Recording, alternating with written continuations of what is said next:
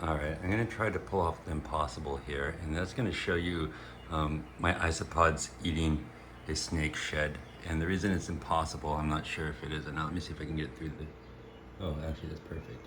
I was gonna say, if I had to go in there, it's impossible for me to get in there without getting bit by that very food reactive diamond python before all the isopods get scared away. But here what you see, I'm just shooting it through the glass, that's why the quality is pretty poor.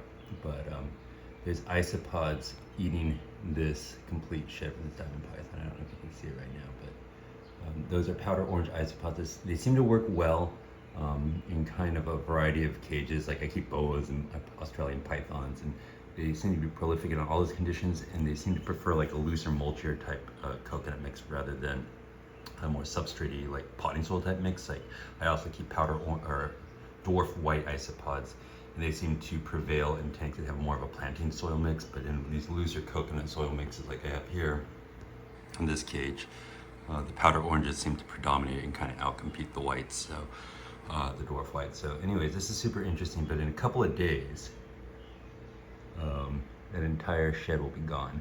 And what I do is I culture them up sterilely, so I take a separate tub outside of a reptile cage, and I'll add, you know, the little salad dressing cup that has 10 of them in there, and feed them up for a couple months. I'll make enough for me to seed like a handful of cages, and that's the best way to do it.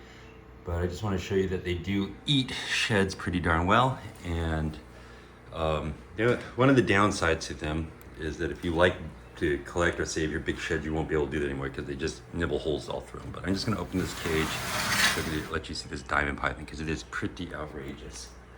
Let me get a hook here because it's outrageously bitey too.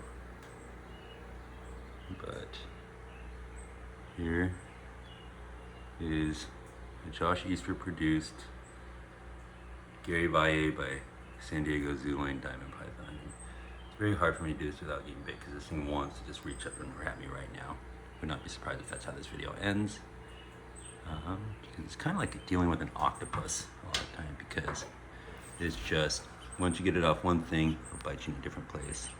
It's an absolutely gorgeous, fun snake. It's not aggressive, it's just super food reactive, especially when it's hot. It's like 80 degrees in this room right now. But if I wave my hand in there, it would tag me and full on food reactive. Look at that. That's why you keep diamond pythons. So Josh Easter produced, captivebredsnakes.com, highly recommended. One of the bigger names of diamond pythons in America. So highly recommended if that's what you're looking to get into. But just thought that's a cool little example. Here we go. Here's put this in there so you can get a little closer shot. That's the shed.